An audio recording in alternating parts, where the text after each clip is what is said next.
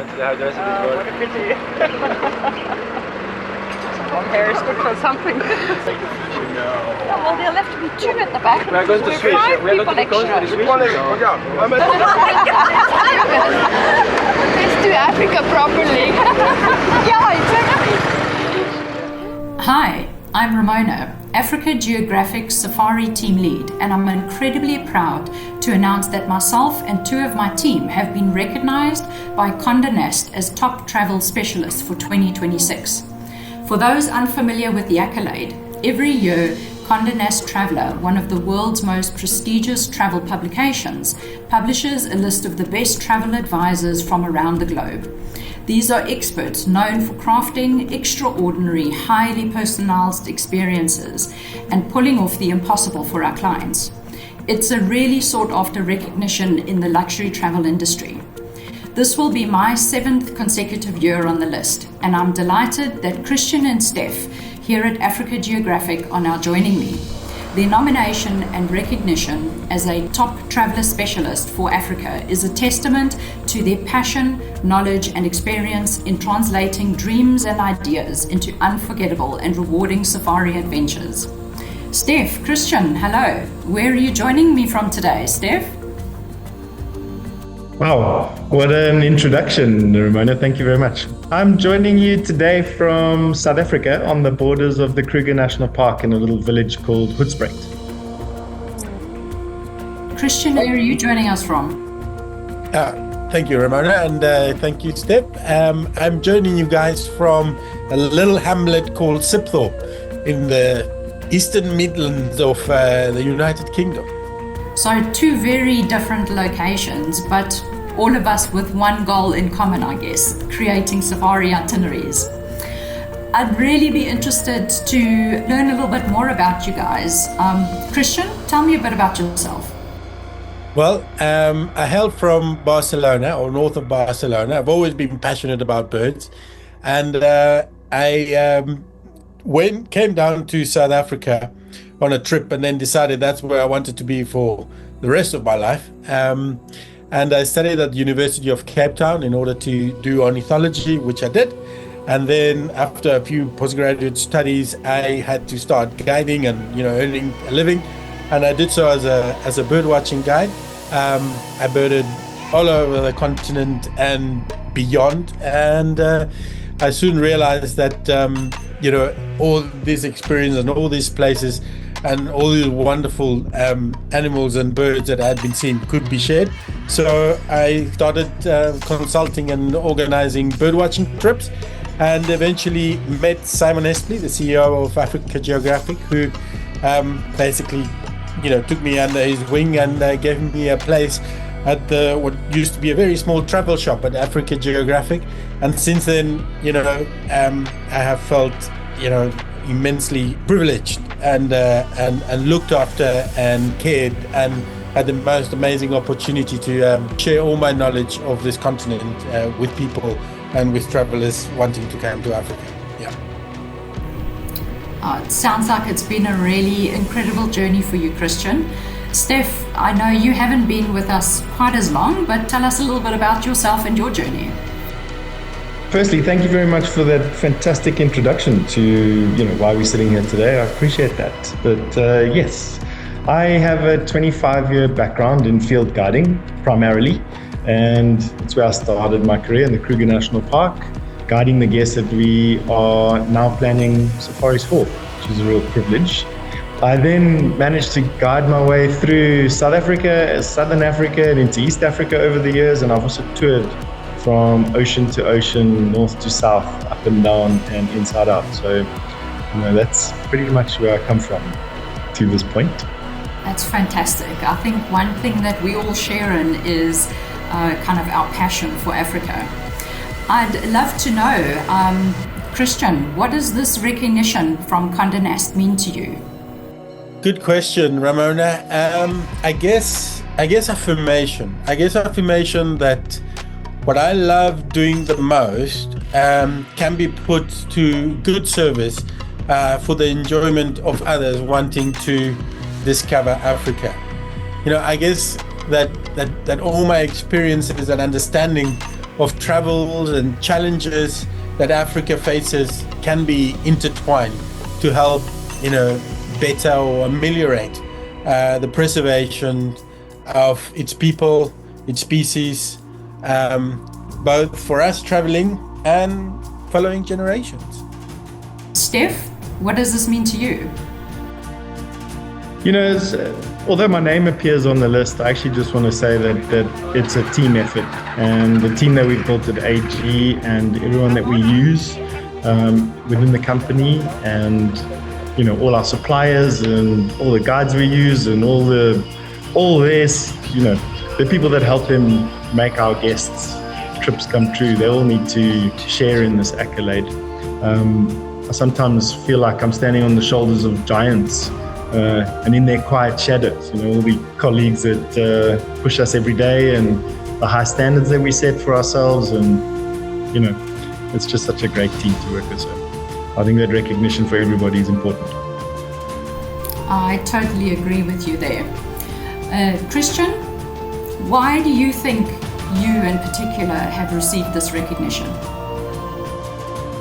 I think obviously 25 years of experience have given me the knowledge of places and suppliers and experiences that our clients would like to enjoy. And I think, in a way, blessed with my many years of traveling through Africa with an intimate knowledge of, what places, what guides, what times of the year, how to put together, and what are the challenges of many destinations. And I think, having been a guide and having seen the process both from the being in the field and taking people around and facing the challenges firsthand, to being able to preempt them and warn and secure our guests with information to handle those situations, obviously all the time, being in the back and ready to assist them whenever needed, but in planning trips that will run smoothly and successfully and will make people happy. I think creating happiness is one of our main goals. Stef, do you have anything to add? What do you think sets you apart from all the rest? I must agree with everything that Christian just said over there. I think coming at, tour operating the way that we do from a guiding background gives us a decent understanding of what's needed on the ground and the type of experience that we want to create and an expectation that we hold everybody to. And so I completely agree. I think that what we offer is real, authentic experience and an operational background that's hard to get anywhere else, basically. Yeah, I agree. I mean, I think there are a lot of people that are good at what they do. I think what sets us apart is really our multifaceted experience. A little bit of a different angle. Stef, what excites you the most about planning safaris rather than leading them? Good question. I think, to be honest, I think it's probably about the same. I really enjoy making people happy, and I really enjoy making people's dreams come true. And so when those two things come together and you accomplish something for a guest and they close a deal with you, they buy a safari from you, I think it's exciting and I think it's fulfilling. And then once the trip is concluded and everything has gone well and they get home and they've got this amazing memory bank, you share with that person for the rest of their lives. And I think that's quite important. No, absolutely. There's definitely value in how we assist our clients to create their dreams. Christian, what are your favorite parts about planning safaris? I love the idea that, I will open up an inquiry and it represents that, sort of neural spark in the mind of a person, millions of miles away, and thinking of where they should go next. And they share this concept with me, and I heard this thought and shape it into form until it becomes a trip that represents their needs and expectations, which they then get to travel and eventually become a memory, a happy memory as such for the rest of the life. So that whole process really, really excites me, and I live vicariously the whole planning of the trip and running of the trip with them, like these two synchronous minds, millions of miles apart.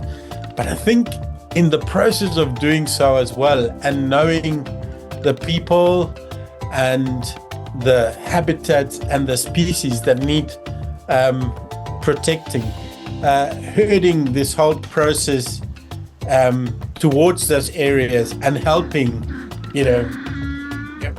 an endangered species in northern Kenya, or a tribe that needs to be seen and singled out and recognized for being as unique as they are, or visiting areas that have unbelievable cultural value and need to be protected through tourism, sustainable tourism. That adds significance and might to what we do at Africa Geographic. Absolutely it does. And just listening to that, it creates inspiration already. And like I wish I could plan a trip with you. So a little bit more personal though, Christian, what's your favorite destination if you had to choose one? Is there one that you could choose? As a natural historian, I will always gravitate back to Madagascar.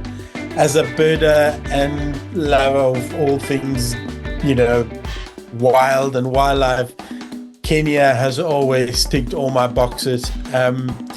And for everything that I was told it is, it isn't, and everything it happens to be, I absolutely adore Ethiopia. So those would be my three choices. And I did live in South Africa for 33 years, so there is absolutely nothing I don't like about South Africa. It's a good answer, without putting favorites here. Steph, are you able to narrow it down to just one favorite destination? He makes a good point in that each destination has its own little thing that it does better than anywhere else. And I think that that's really important. But for me and my own personal preferences, Zambia has to stand at the top of the pile. I just think that there's a magic still in the sand. There's a feeling of wildness and rawness, and it's unpolished, and it feels like you could walk forever in any direction you want, and you'll never hit a road or a boundary or any type of barrier that stops you from just exploring. So for me, Zambia tops the list, although they're very close. Yeah, so I must say the sunsets I've had in Zambia have been absolutely incredible, pipping even those at Victoria Falls. So talking about experiences and safari moments, I know as experts we all have those because we've traveled so much. Is there one most memorable safari moment you could share with us? After living in the bush for 25 years, there's many memorable moments. Some of them you want to remember and some you don't.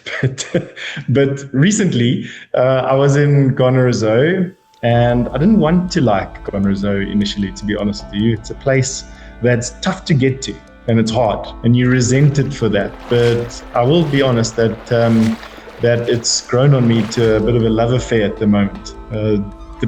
There's these giant baobabs there, and this giant river, and there's these giant herds of elephant, and these ephemeral pans that come and go with the rains and draw these enormous flocks of birds. And it's just a it's just a really nice place to be. It's I tried to figure out a word for it, and it was a connoisseur's destination. It was about the closest I could come to it. And, gotta like it for what it is, I suppose. But anyway, that's something from recent times. Yeah, I agree. Those destinations that take the hardest to get there usually leave the biggest impression. Christian, do you have a favorite moment you want to share? Moment? I wouldn't say a moment. I would say an experience. And for me, the experience is taking a gentleman that I've known for a very long time. His name is Roger. And Roger is in a wheelchair. And Roger was told he required all sorts of things to go on travels that pretty much made it impossible to go on travel. So we struck this gentleman's agreement, and since I've been taking him for many, many years, 3 times a year, to do all sorts of things. So for me, the experience is to make the impossible possible. And in the case of Roger, that includes taking him up Sabino Mountain to a volcano to see mountain gorillas, or carrying him, across the dunes in the Kalahari to spend time with a pangolin, or waiting for 2 days for Malaika, the cheetah in Kenya, to eventually do her first hunt, which was the first one that Roger had always wanted to see. So yeah, for me, it's making the impossible possible for this gentleman and this friend. Yeah, and I think that's kind of what cements us as experts, is we don't see boundaries, we don't see limits, we only see opportunities. I really want to thank you guys for joining me today. I really am so proud of our team, and this truly showcases and cements our experts as safari experts. For you that haven't yet subscribed, you are welcome to subscribe to our newsletter to keep up to date with exciting travel inspirations and conservation news from around the continent. And of course, head over to Africa Geographic site if you want one of us to help you plan your personalized, tailor-made safari. Thanks for joining. If you enjoyed this video, please like, subscribe, and hit that notification button to get notified when we post new videos.